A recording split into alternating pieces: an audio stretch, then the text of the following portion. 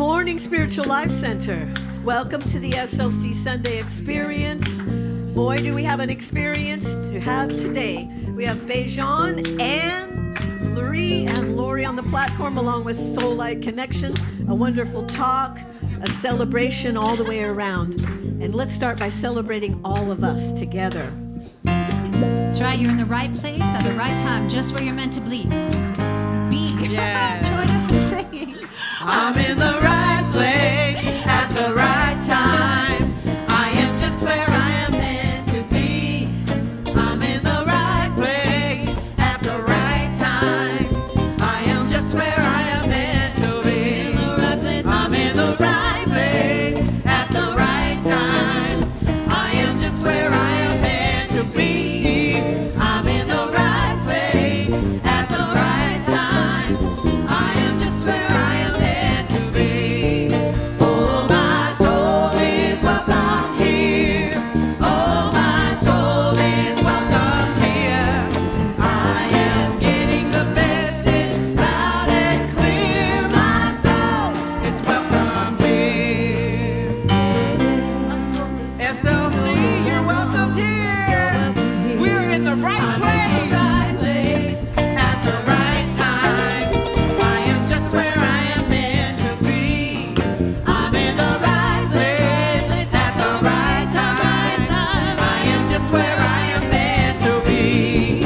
Oh, my soul is welcomed here. Your soul is welcomed here. And I am getting the message loud and clear. My soul is welcomed here. Oh, my soul is welcomed here. Your soul, my soul is welcomed here. I am getting the message loud and clear. My soul is welcomed here. I am Getting the message loud and clear. My soul is welcomed here. my soul is welcome. Your soul is welcome right here, right now. Your soul. Internet community, we see you. Your soul is welcomed here. Your soul is welcome here. My soul is welcome here. Your soul. My soul is welcome. My soul is welcome. I am getting the message loud and clear. My soul is welcome here.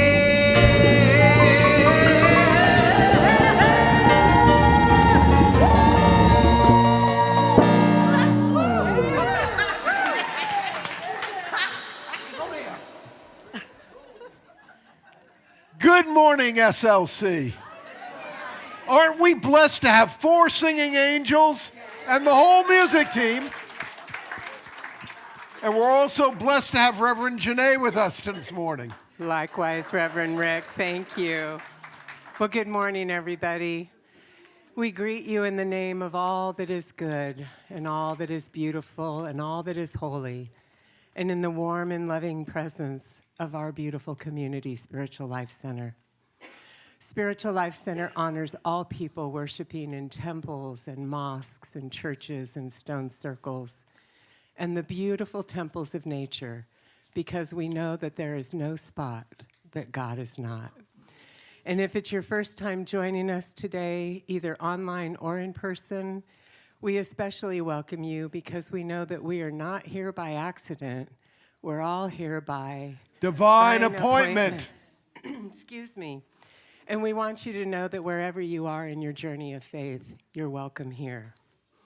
And we'd like to remind you to silence your electronic devices and refrain from flash photography during the service. Thank you. And we are in the 3rd Sunday of Advent. Thank you, Patty, for such a wonderful altar. And the word for the 3rd Sunday is love, and that's the word in the daily word. The affirmation is, I give and receive love with gratitude and joy. This Advent season, I turn my attention to the myriad ways love expresses within and all around me. I feel called to share blessings of love with people in all circumstances and receive their blessings of love in kind. I may join in festive celebrations, sharing cheer and fellowship with friends and colleagues.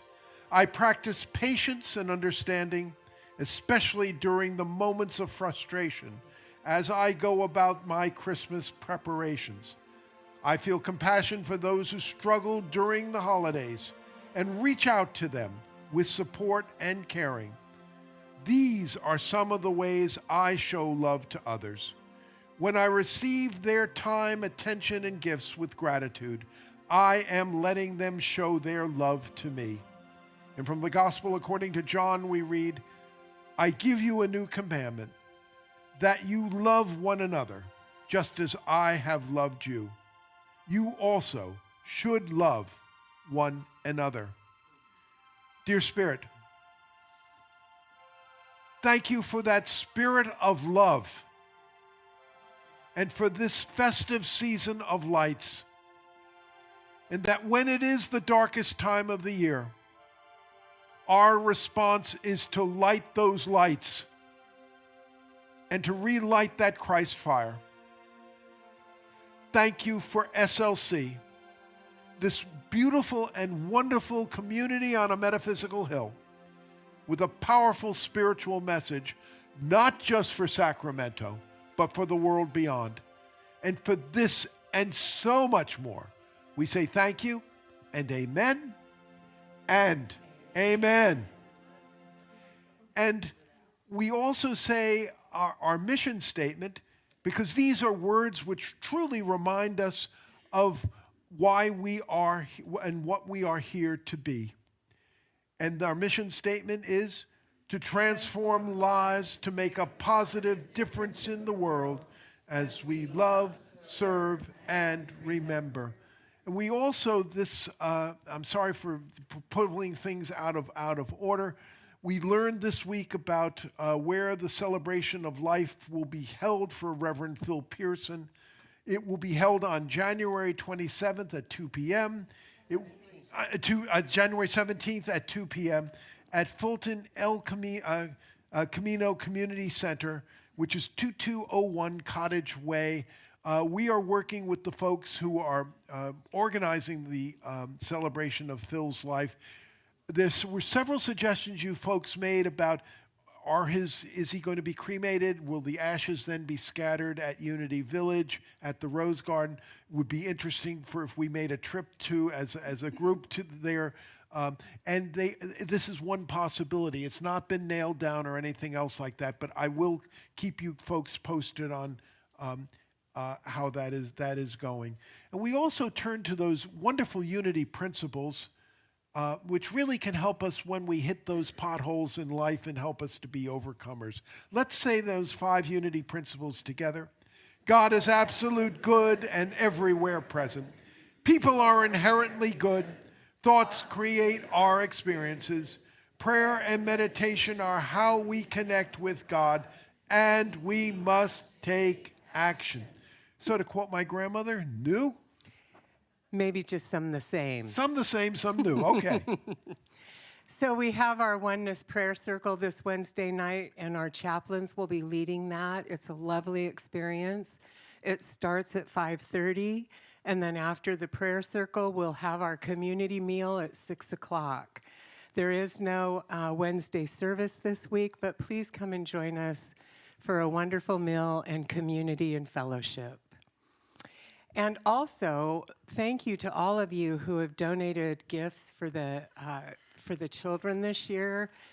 The table out there is overflowing, and I wanted you to know that tomorrow, Monday, December 15th, from 3 to 5 p.m., we're going to be having a gift wrapping party at Wellspring, which is the building right behind us. So if you'd like to join us, please be here tomorrow between 3 and 5, and we'll wrap all those gifts with love. The other thing I just wanted to mention is our holiday food drive is still continuing. You can leave food in the courtyard. And I just want to thank all the community action team angels that are taking that food each week to our local our local food banks. So thank you, and thanks to all of you for your generosity. And this really is important. If you've read, SNAP has not totally snapped back by any stretch of the imagination. So please bring the non-perishable food, because I think it is truly, truly important.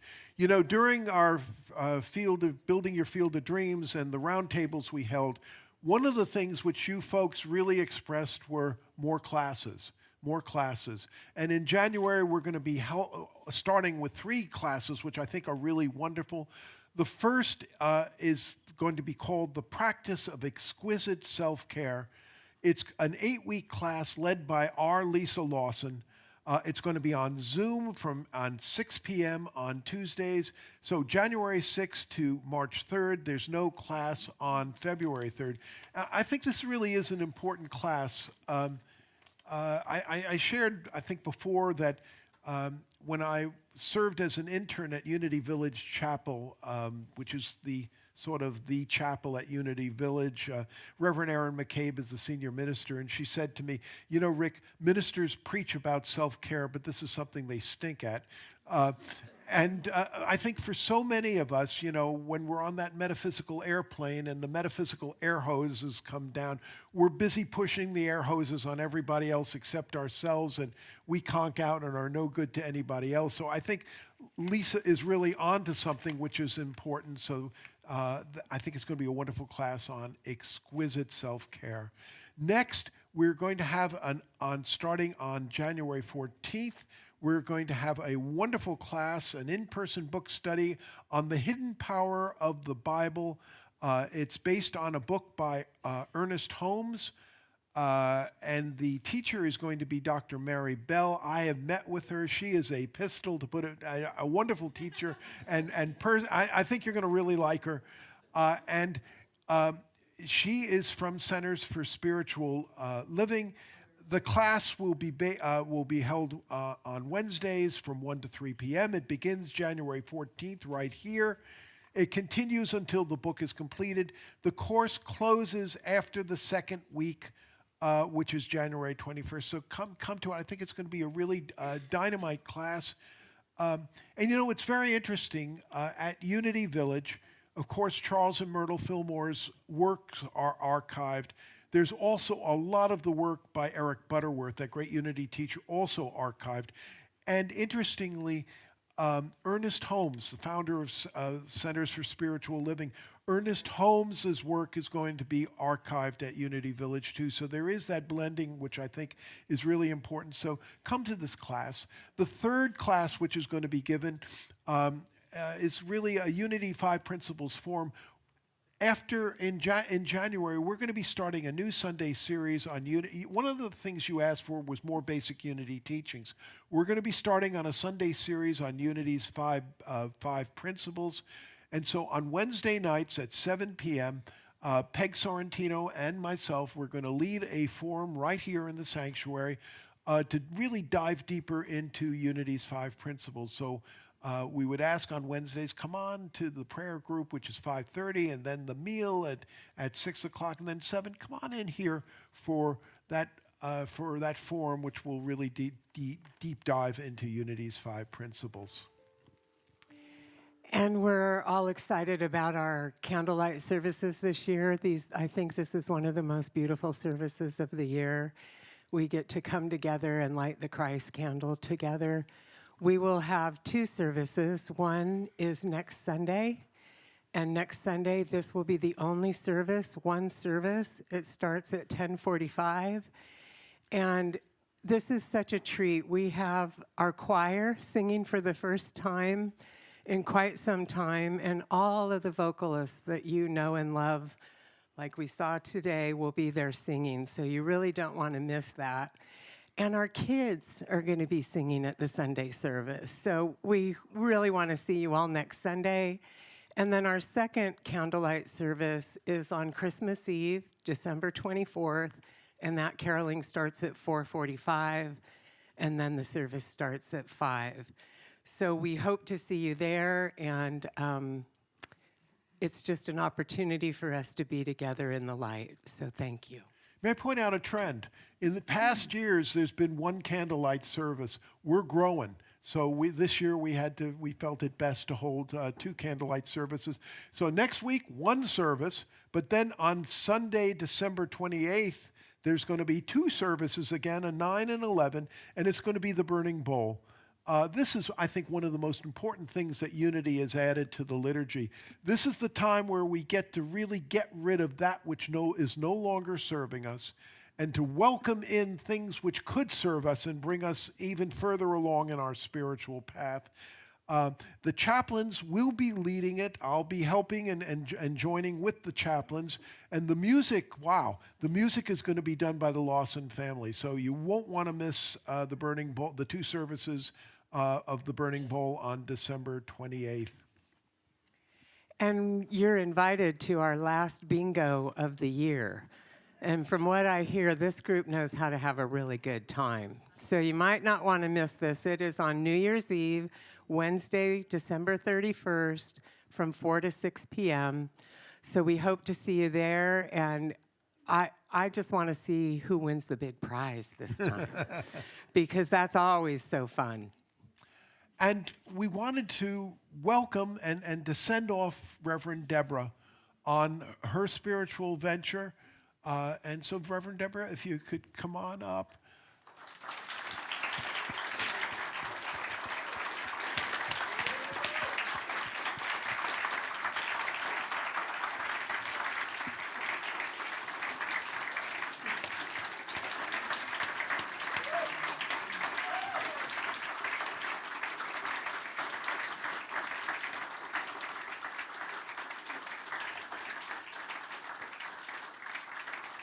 Let me say something that, it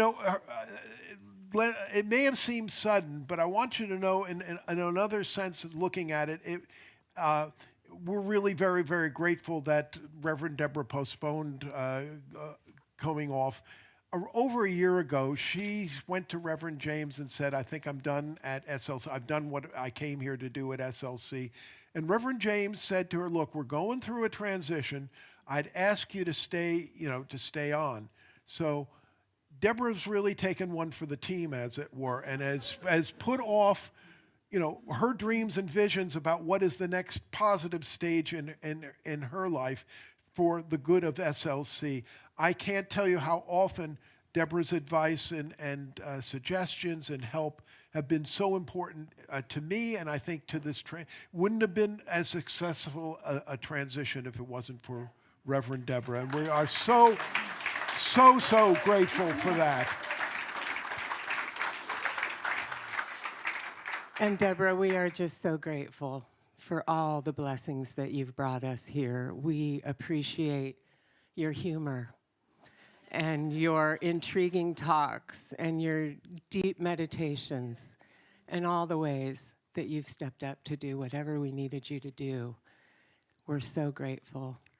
And we love you, and we miss your face already.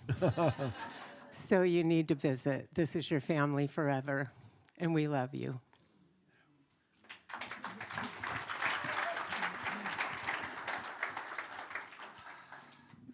I just have to say that, 12 years ago, I showed up here. I'd just been ordained. I was a orphan, independent, New Thought minister with nowhere to go. And I guess Reverend James saw something in me and brought me on to do the Wednesday night programs in 2016. And then Paula mentored me, and everything I know about production, I learned from Paula. And I could not have done it without you, and it's been an amazing, amazing trip with you, Paula. So thank you so much. And all of you who have, those of you who have been around and watching me walk through all these different stages, the support and the love you have given me has meant so much to me, and I can never tell you how grateful I am to have been part of this. It's been an honor to serve Spiritual Life Center.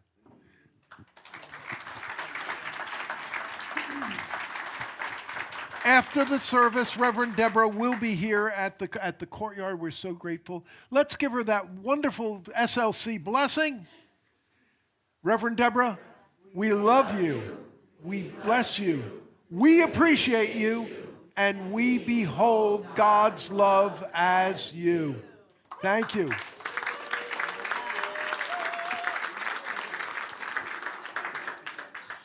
So Deborah will be in the courtyard after service. Don't miss your opportunity to go and love her up today. There are many things that foster transformation in our lives, and prayer is a great opportunity for transformation. And our prayer chaplains are available to pray with you out in the courtyard. Whether you're experiencing a challenge or a celebration, our prayer chaplains are here to hold sacred space with you. So you can find them in the courtyard after service. And you can also check out our small weekly groups and other offerings. The What's Happening information is now located right in the lobby on the wall, and it's really wonderful. Check it out. And anything on that board, you can go to the hub and sign up for any of those events. And everything that's happening here is out on our webpage, so please go and check it out. And we come here for so many reasons, but one of them is for connection. Connection with people who are interested in that divine spark within. And I'm so glad to make that connection without a cane or a crutch today. So let's greet each other in a way which is appropriate to us.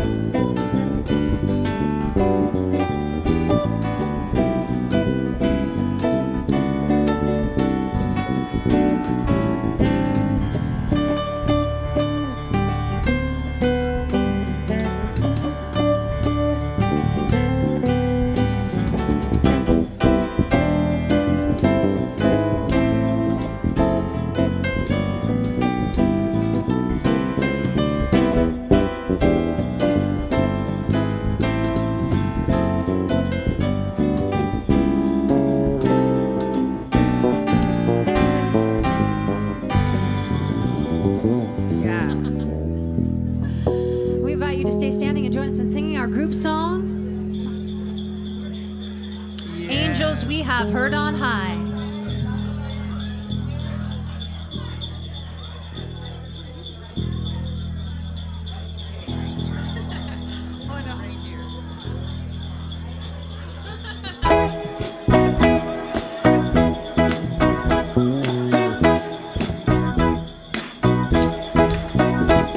You ready to sing out? It's Christmas. Please join us in singing. Angels we have heard on high, sweetly singing o'er the plains, and the mountains in reply, echoing their joyous strain.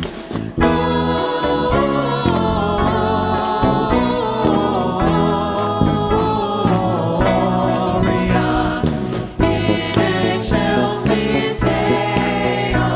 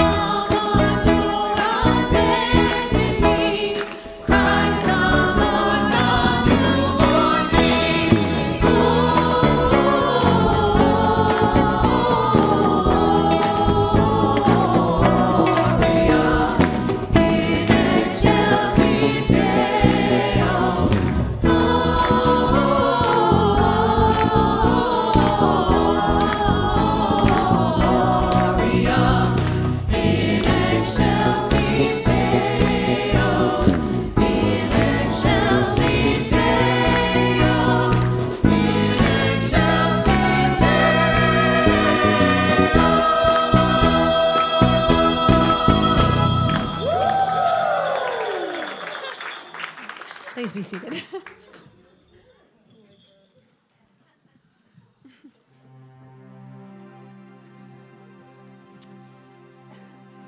Now, as we prepare for our meditation, let's settle into our chairs. Take a nice deep breath together and speak out loud our vision statement.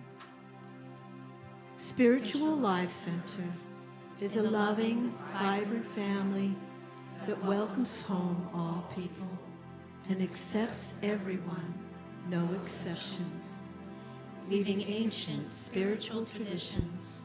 With emerging wisdom, we cultivate a spiritual deepening with the divine, each other, and our planet.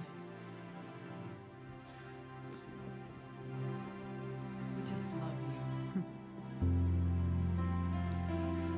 And we give you love, we give you peace. We give you hope. We give you joy. When all hope is gone, we give you hope And light. And life. and love.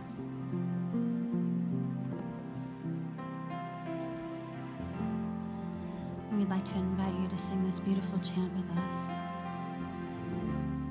And as you're taking it in, send it out. Send it out to someone else.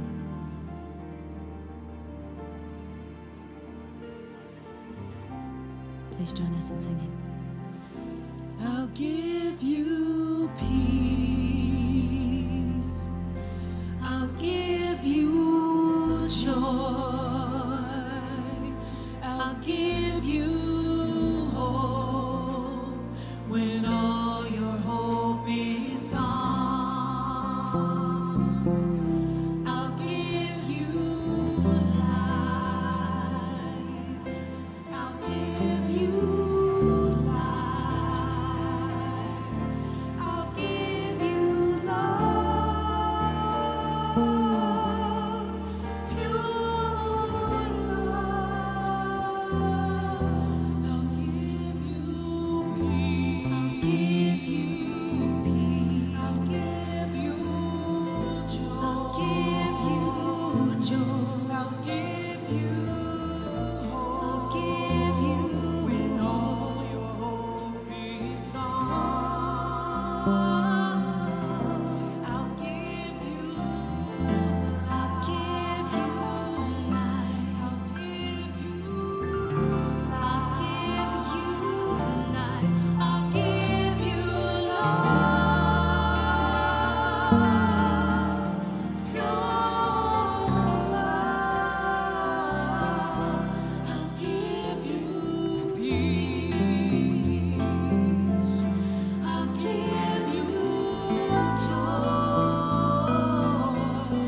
I'll give you hope when all your hope is gone. I'll give you light. I'll give you light. I'll give you love, pure love,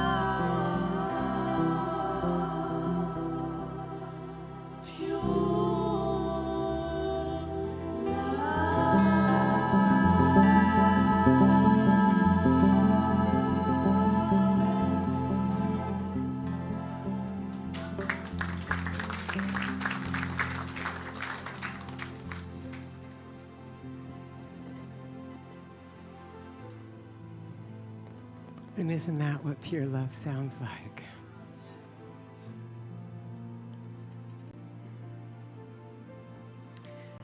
As we prepare for our time of meditation, let's breathe together. Breathing in and breathing out. Breathe in the vibration of that beautiful chant. God's message to each of us in every moment. I give you light. I give you life. I give you love, pure love. Breathe that in, deep into your belly. With each breath, relaxing your body, your mind, your entire nervous system, relaxing and letting go into that pure love. And as you breathe, bring your attention to your heart, that beautiful heart space in the center of your chest, and begin breathing through your heart. Breathing in through the front of your heart and breathing out through the back of your heart. With each breath, softening, trusting, opening. As you rest here for a moment in your heart space, begin to sense, to notice what's already here.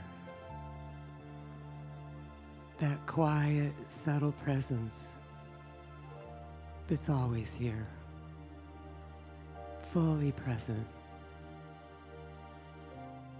I give you light. I give you life.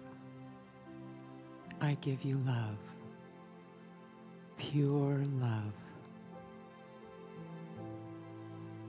And we open wide to receive, God. Feel the warm embrace of your Creator, your God, in this very moment. Lean back into the allness that you are. Feel that love awakening in every cell radiating this light, every cell in harmony with the whole. This love is what you really are, what you've always been, since before time began.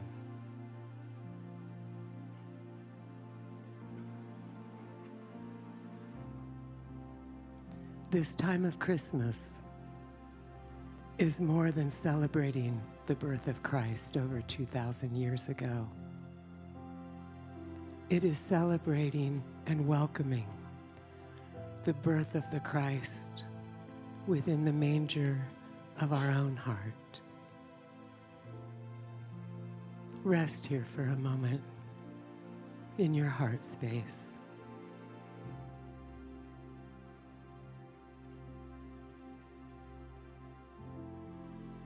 As we move into this season of light, we remember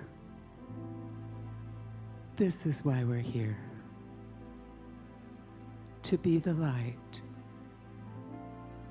to bring the love of our Creator, the love of our God, into all that we do. We slow down and we take the time to look people in the eyes, to connect, to really connect with everyone, even the grouchy ones, especially the grouchy ones. We remember our truth. We're here to love, to remind those who have forgotten what the love of God feels like, to those who are afraid what kindness feels like. As we move into the silence, rest here, immersed in the love of your Creator, the love that you are.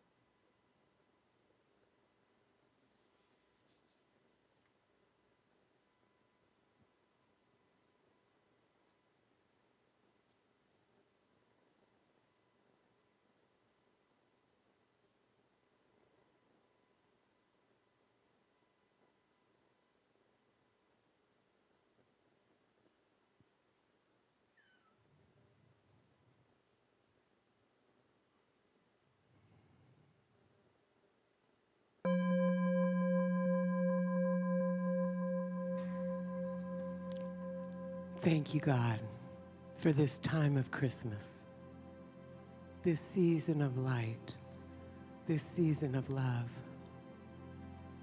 We remember we are the light of the world. Here we are, God, love through us. And so it is. Amen.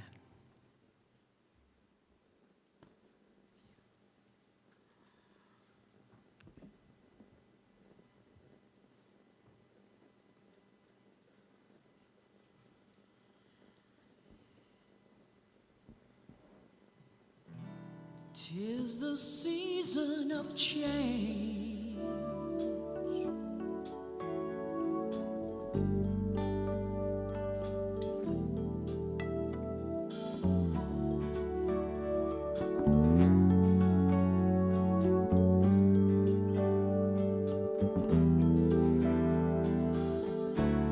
The seasons are the contrast, the key of life and how it's done. It's time to let go all of our past and let go of what's to come. Write down your excuses and turn them into dust. Plant the seeds of change and water it with trust.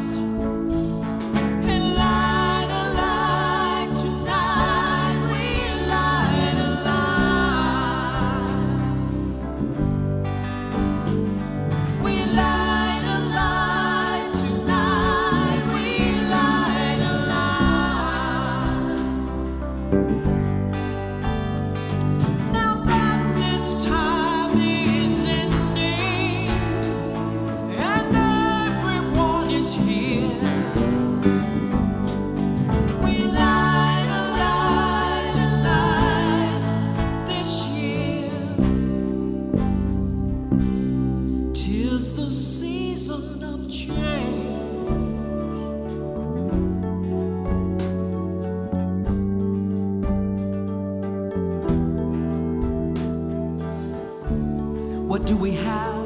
What do we have not? What do we need that isn't here? This mindless, numb consuming is driven by a subtle fear. It's time we stop believing that there will not be enough. I know they said it on the TV, so turn it off, break the chains, step outside and feel the love, and light a light tonight. We light a light. We light a light tonight. We light a light.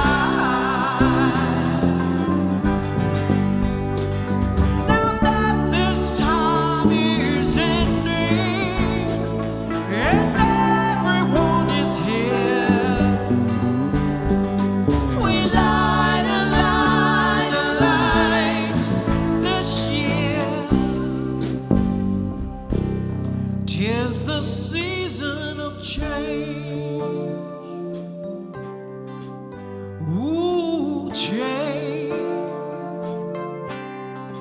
We shall change. We must change. Heaven is inside, it's all around, not just above. Choose only love. Heaven is inside, it's all around, not just above. Choose only love. Choose only love. Choose only love. Choose only love. Choose only love. Light a light tonight. We light a light. We light a light tonight. We light a light. We light a light tonight. We light a light. We light a light tonight. We light a light. 'Tis the season of change.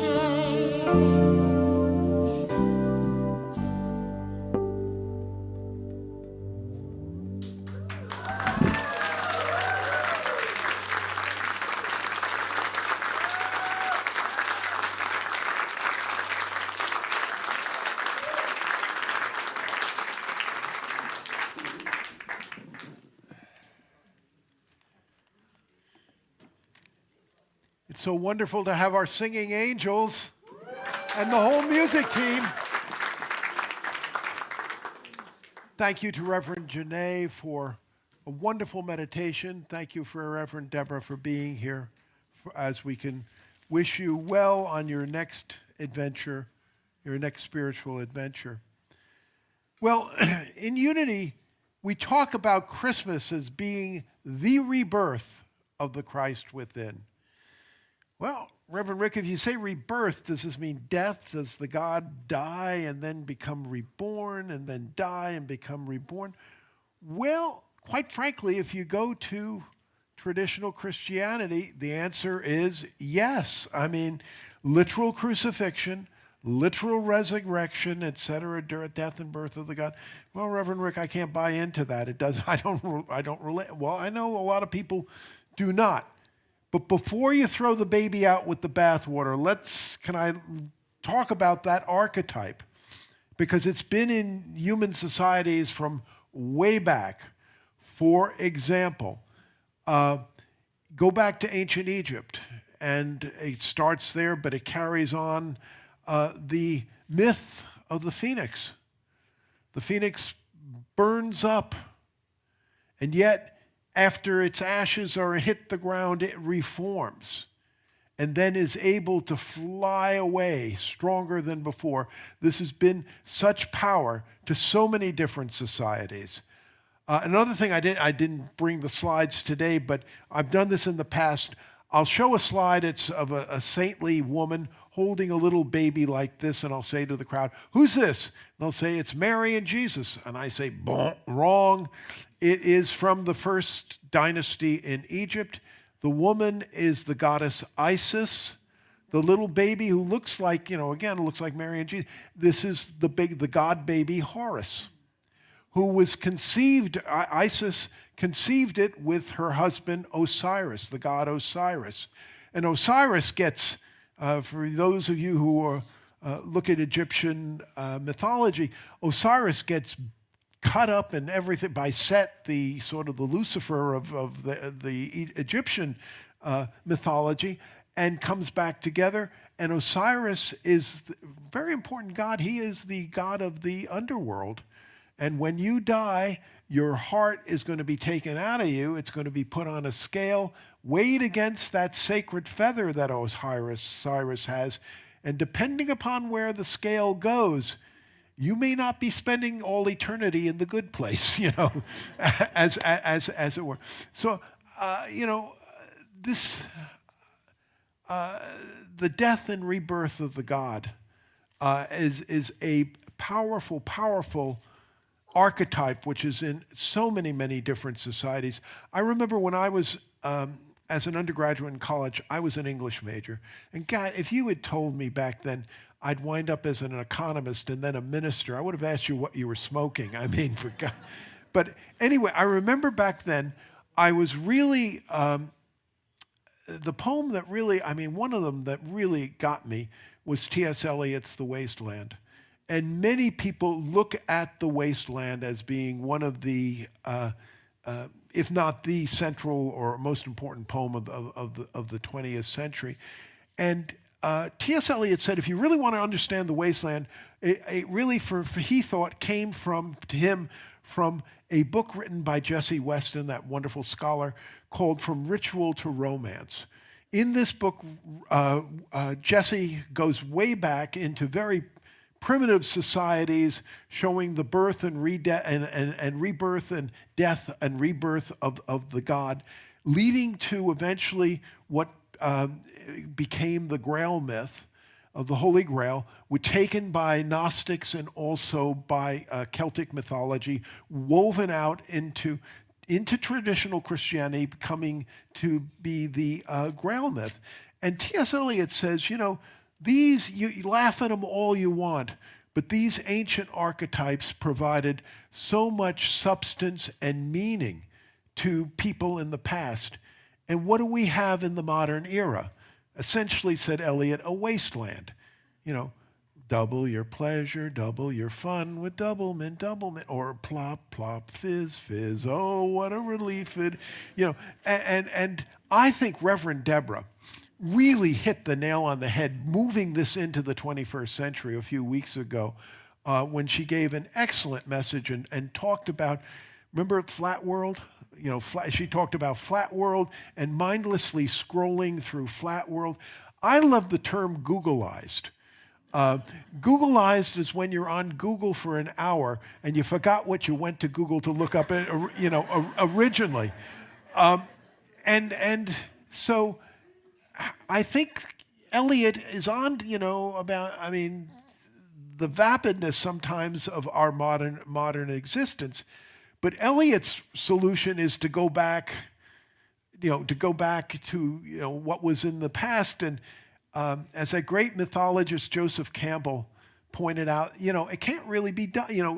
Most of us will not buy, for whatever reason, given modern science or what, it doesn't resonate with.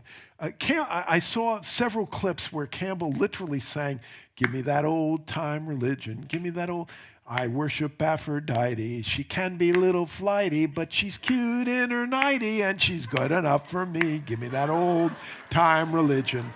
I'm a Zarathustra booster. I'm proud as a rooster. He ain't what he used to, but he's good enough for me. Give me that old time."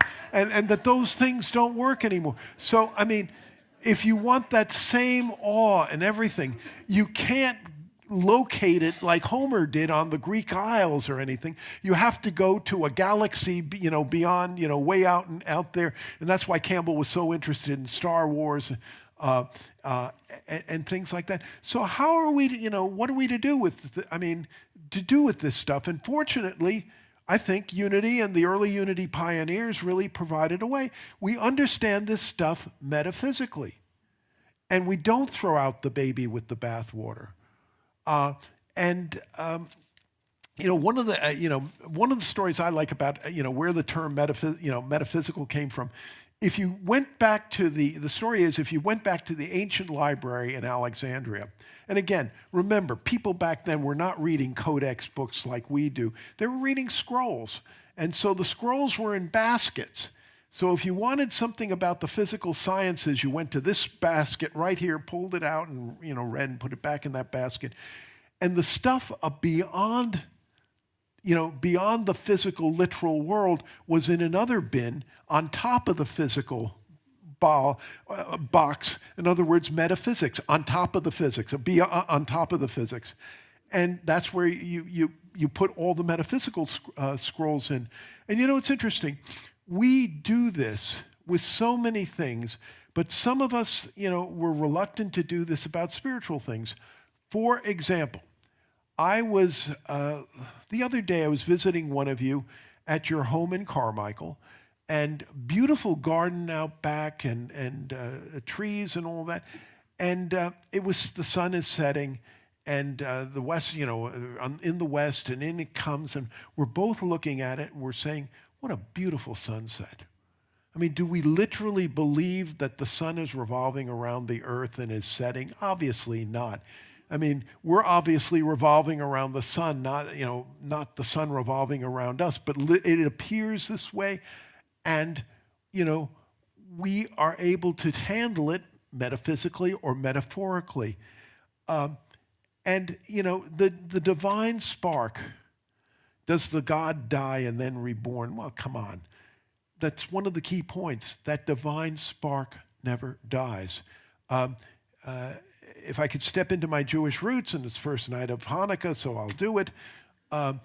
When I remember how I was taught the order of the books in the Torah: Genesis, Exodus, Leviticus, Numbers, Deuteronomy. God's eternal light never dies. God's eternal light never dies. There's such truth in that.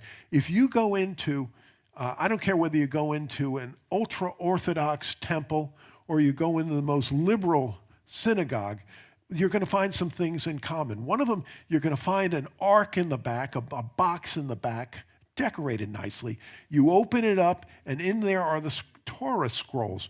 But above the ark is something called in Hebrew, Ner Tamid, the eternal light. The eternal light. God said to Moses, put that light above your tent. Make sure that it is always lit, to remind people that I am a God who is here 24/7. That God never dies. It's always there. I don't know about you, but I go back to some of the darkest times in my life, and I can see, I didn't feel it at the time, but in retrospect, I can go back and see it wasn't God who died. It was my connection to Spirit that had died, and that God was there and saw me through. I'll give an example. In the 1990s, I was the chief economist for one of the leading think tanks in Washington, unemployed, thrown out. Oh my God, who's ever going to re-employ me or whatever? I wound up at the United Way, which was the right place for me. And you know what? I never would have been there if it wasn't for the fact that I had been made unemployed. Going back and seeing that, so it is not that the God literally dies. That's the whole point. That divine spark is always there. Is always there. And I think if we look back at some of the dark times we went through our lives, we can see that that divine spark was there. But what does happen, again, we're not the sun's not revolving around us, we're revolving around the sun. It's not the God that dies. It's that our connection to God sometimes can get dusty, musty, and rusty. Or it can be the same, it's the same old, until essentially, I met the New Yorker in me. You go to Grand Central Station, the Larchmont track is leaving on track number 45, and you're reading it, and I say to myself that sometimes it seems almost the same. It seems almost like I'm at Grand Central, as it were, because I've allowed it become same old, or dusty, musty, and rusty. This time of year, many of us get a glimpse of the Christ again. Let's not be parochial about it. Many of us get a glimpse of the Buddha nature inside of us. Many of us get a glimpse of Lao Tzu's way within inside of us. And we get the desire to remove the cobwebs. We get the desire, as it were, to relight the fire, to relight that fire, and to really renew that sense and that glory of the Christ within. I think a story in the Gospels that so clearly hits this is the story of Zacchaeus, and you'll find it in the Gospel of Luke. Zacchaeus was Jewish. He was a short little guy with a real Napoleonic complex. He was a tax collector. And let's remind ourselves what tax collectors were in those days, really like mafiosos. Rome would give you a zip code, and you were able to take anything that wasn't nailed down, essentially. You ripped off people at retail prices, and then you gave to Rome at wholesale prices, and you made a bundle on the difference between wholesale and retail, as it were. So here's Zacchaeus ripping off his own people, seen as, detested. Ironically, the name Zacchaeus comes from classical Syriac, which means pure and innocent. I mean, pure and innocent, little mafioso, as it were. But anyway, Jesus is coming through Jericho, and Zacchaeus wants to see him, but he's too short to see over the crowd, so he climbs up this sycamore tree. He's on this sycamore tree. Jesus is coming through. Now, I don't know, some of you must remember Monty Hall and Let's Make a Deal. I have this image of Jesus looking up and saying, Zacchaeus, come on down. And so I'm going to spend tonight at your place. And, the Pharisees and a lot of other people are looking, what kind of holy man could this guy from Nazareth be? Doesn't he know he's going to be spending his night with filth? I mean, how could he possibly do this? Jesus and Zacchaeus go off to Zacchaeus' home. In the morning, Zacchaeus comes up to Jesus and says, I got to tell you, I have done some horrible things in my life. I've ripped off people, I've stolen, I've done a lot of bad things. I really want to get right. I really want to change my ways, and this is what I'm willing. And he goes over says to Jesus what he's willing to do, and Jesus says, that's fantastic. Blessings have come to you, Zacchaeus, and your household this day. Now, what happened to make Zacchaeus make the change? Now, this is not in Luke, and this is not how it happened. So anyway, Jesus went in, not how it happened. Jesus goes into Zacchaeus, and they're in there, and Jesus looks at Zacchaeus and says, Zacchaeus, you pusillanimous piece of dog dung. This is your last time. You either get it right, to quote the Rolling Stones, this may be your last time. Either you get it right or you're going to be a fry guy for all eternity. That's not what happened. That's not what happened. I'll tell you what also didn't happen. Jesus went in, looked at Zacchaeus and said, nice little house you have here, and your health, you seem to be healthy. Would be a shame if something happened to you, I'll tell you what. You write me a check with 6 zeros in it, and I promise you blessings. I'll tell you what, you put a 7th zero in there, and I'll give you a specially blessed chamois wow cloth. That didn't happen. What happened? Zacchaeus came into contact with the Most High. And you know what? His name, pure and innocent. You wouldn't have thought, but there was a divine spark inside of him, which came alive. And very much like what happens to so many of us during this Christmas season, that rebirth of that Christ within. We've been looking at Reverend Hypatia Hasbrook's wonderful book, The Trip to Bethlehem. If you remember, and one of her other books, The Handbook of Positive Prayer, I owe it to Reverend Hasbrook to really get the notion of the power of affirmative prayer and what affirmative prayer can do in your life. But anyway, what happened, she was in the Holy Lands in the 1960s. It had such a powerful impact on her. She was in Jerusalem. She wanted to go to Bethlehem. They're 6 miles apart, so how big a deal could that be? Well, in the Arab-Israeli war, that really was something. It took her 2 days to get there, and she thought, this is sort of like a metaphysical metaphor. Our Bethlehems are so close to us, and yet there are so many things which are blocking us off from getting to our Bethlehems. And has written an incredibly powerful book, and she felt very strongly that the power that really helps us relight that Christ within and see that rebirth of the Christ within is the power of zeal. And that power of zeal is inside of all of us.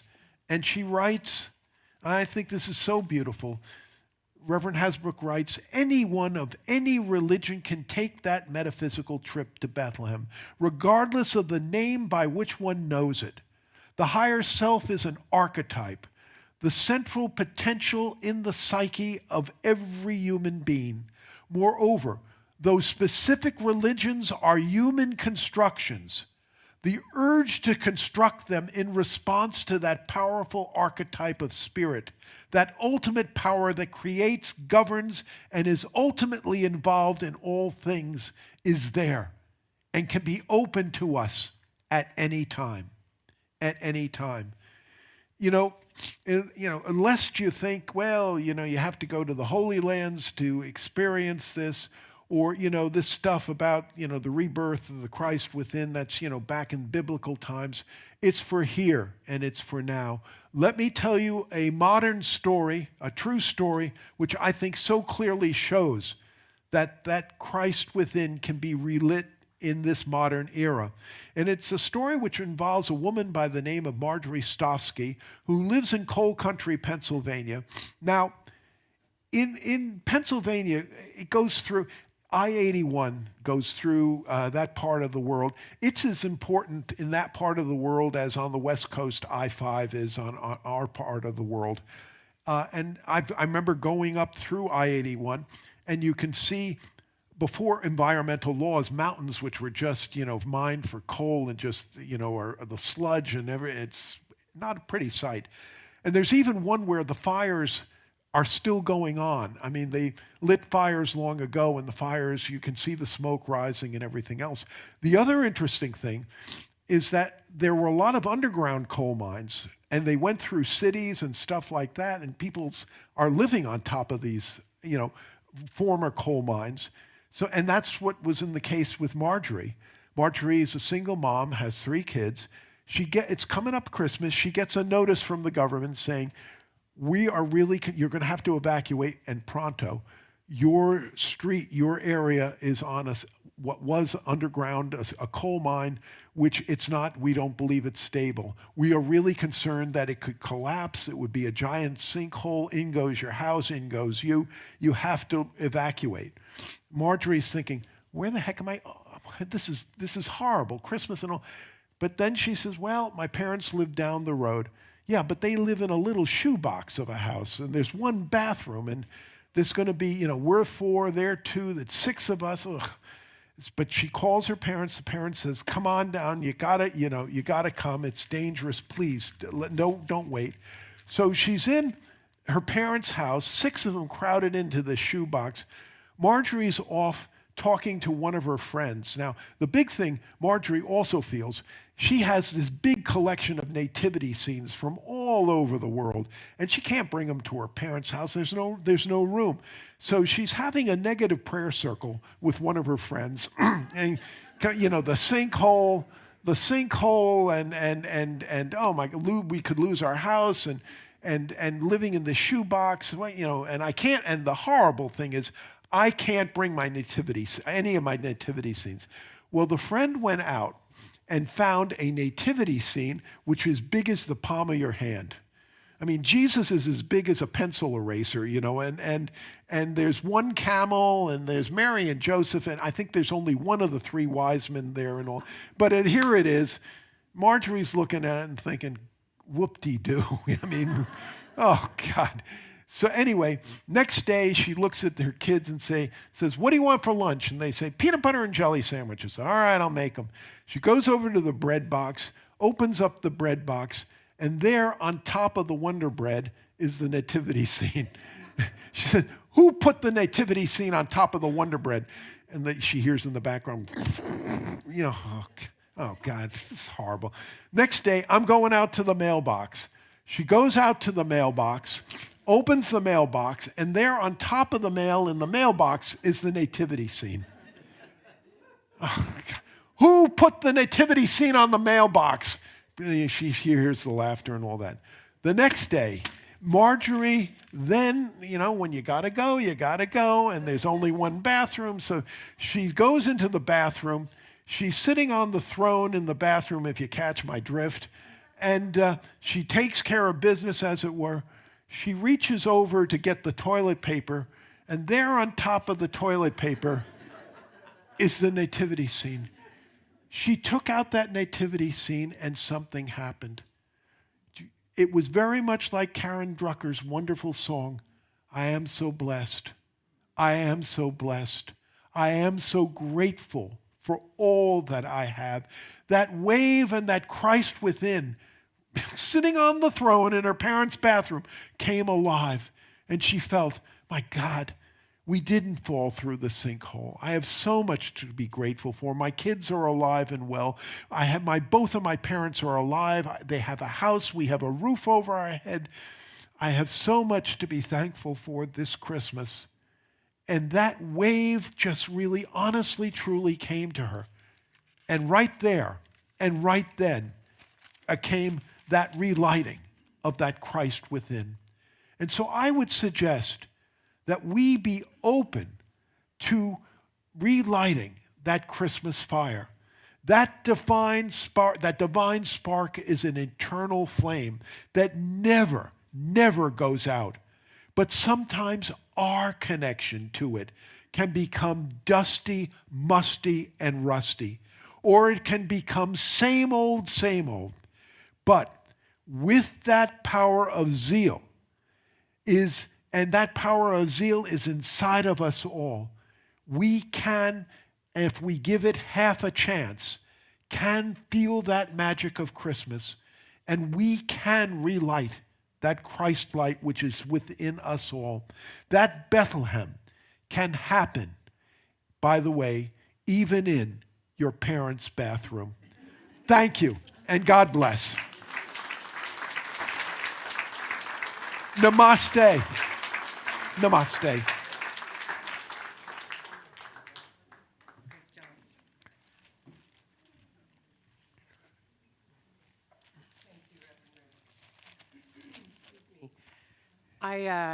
I wanted to mention that I forgot one announcement. For those of you that were at our community meeting, we had a discussion around IT, and we mentioned that we would have an AV wish list in the courtyard today, and I just wanted you to know that it's out there at a table, and I'm sorry that I forgot to mention that. So next week, excuse me, next week is our amazing candlelight service. Again, just one service next Sunday, December 21st, and it starts at 10:45 for caroling, and then the service starts at 11. If you are watching us online, you can go to slcworld.org, click on the Connect button, and fill out the card.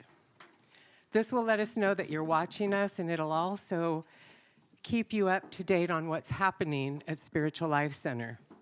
For those of you that are here in person, in a moment, we'll ask you to raise your hand, and we'll give you a welcome card.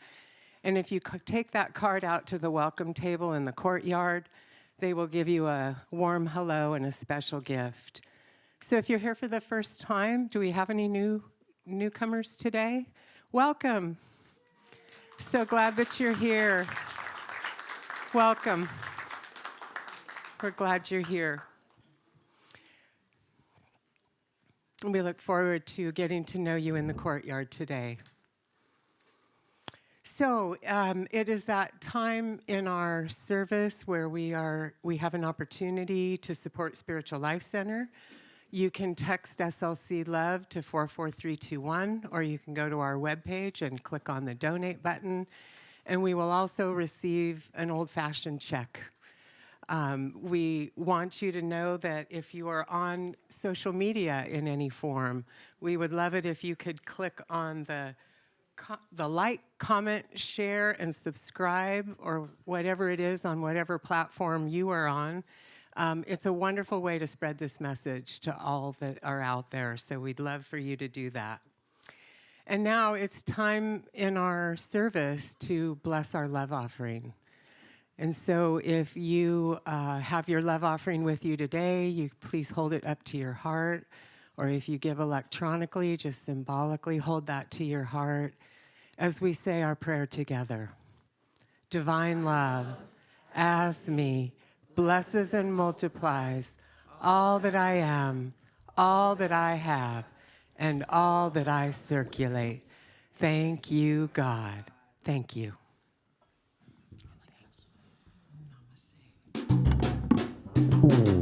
The light has come, the dark is over. A brand new day for all my sisters and my brothers. Heaven reached out, no doubt about it. And love has given us the keys to forever. Go tell 'em, go tell 'em, go tell 'em, look what love has done. Go tell 'em, go tell 'em, go tell 'em that the light has come. Go tell 'em, go tell 'em, go tell 'em, look what love has done. Go tell 'em, go tell 'em, go tell 'em that the light has come. All the peace, all the healing, all the blessings piling up to the ceiling. Turn up your eyes to where the light is and tell the world so they can all know this feeling. Go tell 'em, go tell 'em, go tell 'em, look what love has done. Go tell 'em, go tell 'em, go tell 'em that the light has come. The world's still waiting, so many souls that still need saving. Ooh, the light's still breaking now. Oh yeah.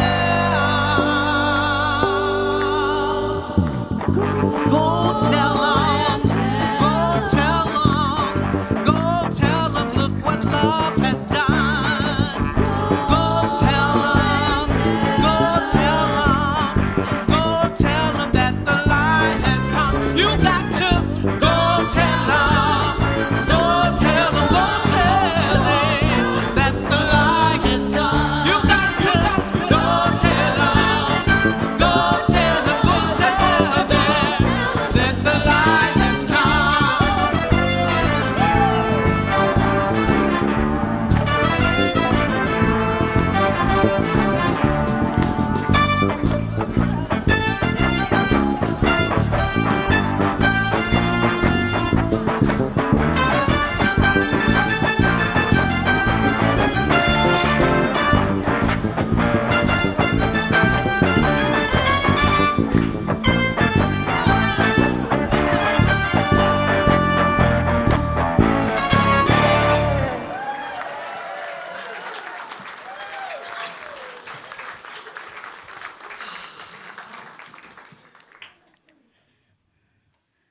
Dear Spirit, thank you for all the prayers in our prayer box and all the prayers that are in people's heart. Let them know of your healing power and that you give us that zeal to be overcomers in this world. Thank you for all the investments that are made into this ministry, the time, the treasure, and the talent. Because without these investments, this ministry would fold in a heartbeat. Thank you for our many, many blessings. And for this and so much more, we say thank you and amen and amen. We're going to say that wonderful prayer for protection. Then we're going to sing the peace song. And then the Postlude is going to be really fantastic. It's the first night of Hannukah. We're going to hear a wonderful Hannukah song from our angels and the music team. And then please join us out in the courtyard for fellowship. So let's say that wonderful prayer for protection. The light of God surrounds us. I am the light of God. The love of God enfolds us. I am the love of God. The power of God protects us. I am the power of God. The presence of God watches over us. I am the presence of God. Wherever we are, God is, I am, and all is well. And let's sing that wonderful peace song.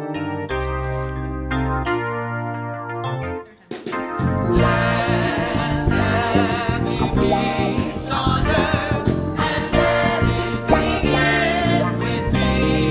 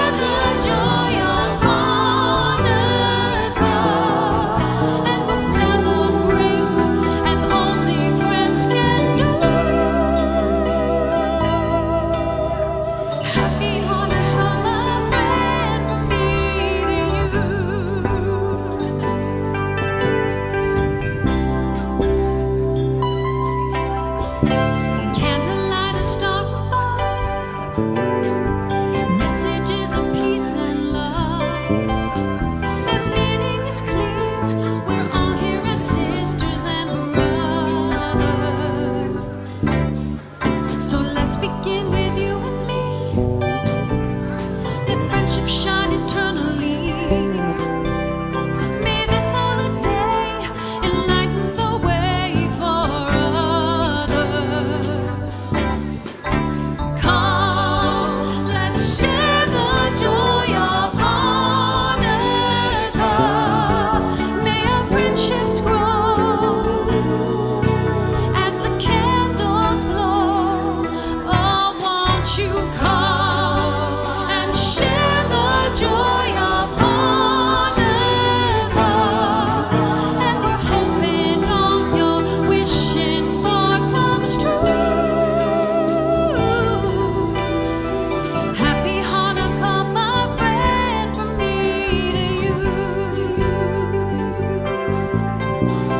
Happy Hannukah, my friend, from me to you.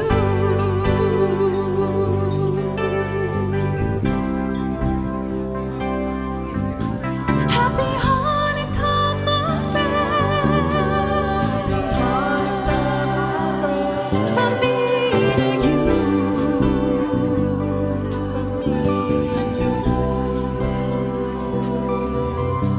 Happy Hannukah, my friend. Happy Hannukah, from me to you.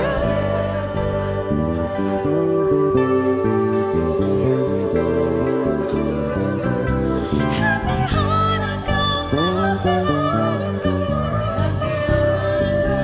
friend. From me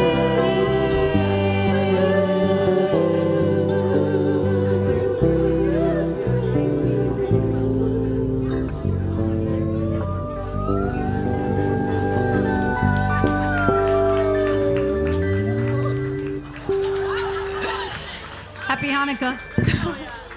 Merry Christmas. Happy and all of that.